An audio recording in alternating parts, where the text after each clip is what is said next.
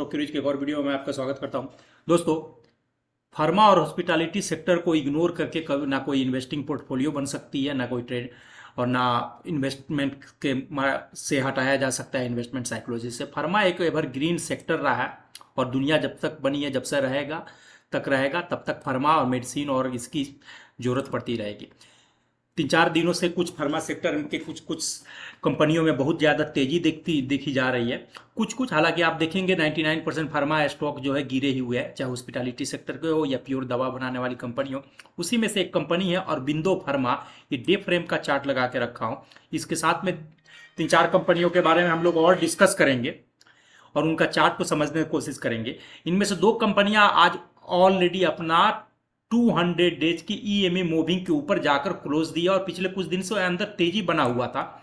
जैसे प्राइस को स्टडी करने के लिए लॉन्ग डिस्टेंस की मूविंग एवरेजेस लगा के रखा हुआ है। ग्रीन वाला 200 डेज का लाइन है, ईएमए लाइन है, और येलो वाला जो लाइन है 150 डेज का है, रेड वाला जो है 100 डेज का है।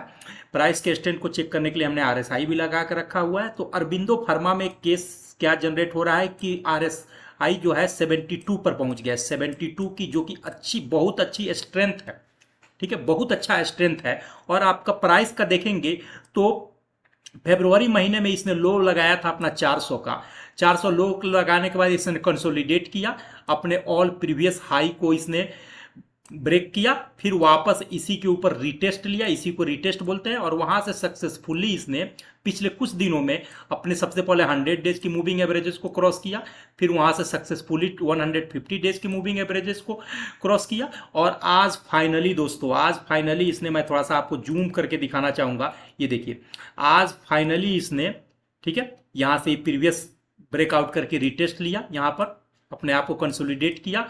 और आज देखिए फाइनली आज इसने 520 के आंकड़ा को टच किया और 509 जो इनका 200 मूविंग डेज एवरेज है, 506 है, एक्चुअली 506 है, उसको सक्सेसफुली क्रॉस करके 511.4 पर जाकर क्लोज दिया।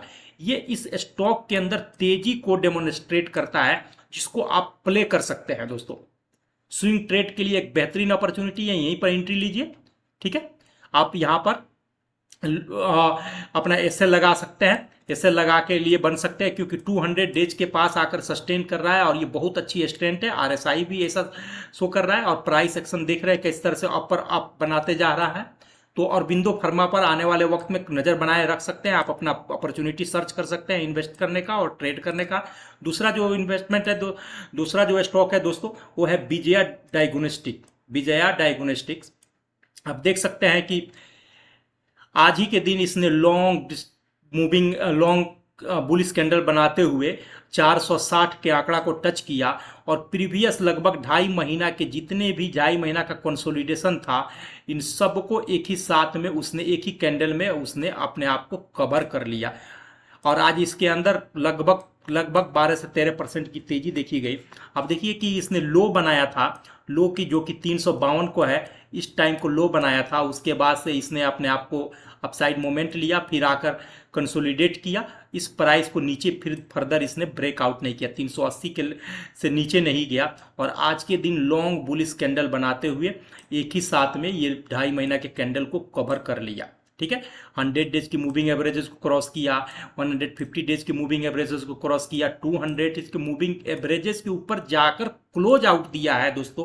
अब कल के सत्र में यानी मंडे ट्यूसडे वेडनेसडे को इस पर नजर बनाकर रख सकते हैं। इस प्राइस जोन के पास मिले तो आप इसमें अपॉर्चुनिटी सर्च कर सकते हैं स्विंग ट्रेड का, और इसी का लो का आप एसएल रख सकते हैं दोस्तों, जो कि 378-375 का एसएल रखकर इसके अंदर लॉन्ग टर्म के लिए, स्विंग ट्रेड के लिए आप अपनी अपॉर्चुनिटी सर्च कर सकते हैं। क्योंकि आरएसआई भी देखिए 70 के करीब पहुंचता हुआ दिख रहा है, 70 के करीब, जो कि अच्छी खासी स्ट्रेंथ को डेमोन्स्ट्रेट करता है दोस्तों। आरएसआई का 70 के आसपास पहुंचना अच्छी स्ट्रेंथ डेमोन्स्ट्रेट करती है दोस्तों। तो ये दूसरा स्टॉक हो गया विजया डायग्नोस्टिक। अब तीसरे स्टॉक्स के बारे में बात करें कि जो फार्मा सेक्टर से ही है, बायोकॉन, ठीक है दोस्तों। बायोकॉन में पिछले 1.5-2 साल से काफ़ी ज़्यादा गिरावट देखने पड़ रही है कोरोना के जाने के बाद, और एट प्रेजेंट जो स्टॉक है अपने all long distance moving averages से काफ़ी नीचे है। लेकिन अगर कैंडल का फॉर्मेशन देखेंगे तो ऐसा लग रहा है कि इसका एसएल ऐसा इसका बॉटम बन गया है और एसएल भी इसमें बहुत छोटा रहेगा। अगर आप यहाँ पर कल परसों में अगर एंट्री लेते हैं इसके ऊपर जब स्टॉक निकलता हुआ दिखे तो आप इसी का एसएल जो कि आ रहा है 195 का, जो कि आ रहा है 192 का एसएल रखकर आप इस पे एंट्री ले सकते हैं। बहुत छोटा सा एसएल है लेकिन अगर रिवार्ड देखेंगे तो काफ़ी बड़ा रिवार्ड है, तो इस पे आप नज़र बना के रख सकते हैं। ये जस्ट आरएसआई अभी ओवरसोल्ड से थोड़ा सा अप जाने की कोशिश कर रहा है दोस्तों, तो इस छोटा सा एसएल है, छोटा एसएल रखकर इसमें आप बने रह सकते हैं, क्योंकि फार्मा सेक्टर में बाकी कंपनियों का चलने का मतलब है कि जो कंपनियां पीछे छूट गई थी वो कंपनियां भी इसके साथ दौड़ती हुई नजर आएंगी। तो रिस्क एंड रिवार्ड काफ़ी फेवरेबल है, मिनिमम 1:3 का रिस्क एंड रिवार्ड का आप लेके चल सकते हैं दोस्तों। तीसरा स्टॉक ये था। चौथा स्टॉक जो है इसी फील्ड से जुड़ी हुई है जिसका नाम है मेट्रोपोलिस हेल्थ केयर दोस्तों। इसका भी डे फ्रेम का चार्ट देखिए, इसमें भी सेम वही सिचुएशन है जैसा बायोकॉन में सिचुएशन था दोस्तों। ये अपने सारी की सारी लॉन्ग डिस्टेंस की मूविंग एवरेजेस से नीचे ही जा रही है 200, 150 एंड 100 डिस्टेंस से, लेकिन ऐसा लग रहा है क्योंकि 2 बार इसी रेंज को प्राइस बार बार टच कर रहा है, इसी का ये 1200 का नीचे का टच करके यहाँ पर भी निकला 1, 2 और आज के दिन निकला है। तो आप 1195 रुपया का एसएल रखकर 1195 रुपया का एसएल रखकर अब यहाँ से अगर ऊपर निकलता हुआ रहे तो आप इसमें एंट्री बना सकते हैं। रिस्क रिवार्ड फेवरेबल है क्योंकि बहुत ज़्यादा आपको एसएल नहीं है, एसएल बिल्कुल ही छोटा है। आप मान के चलिए कि एसएल सिर्फ आपका 40 पॉइंट का है, लेकिन अगर रिवार्ड अगर आप देखेंगे तो अगर यहाँ 150 का लाइन तक भी अगर आपने प्रॉफिट बुक कर लिया तो भी जाकर लगभग 150 का आपको रिवार्ड है।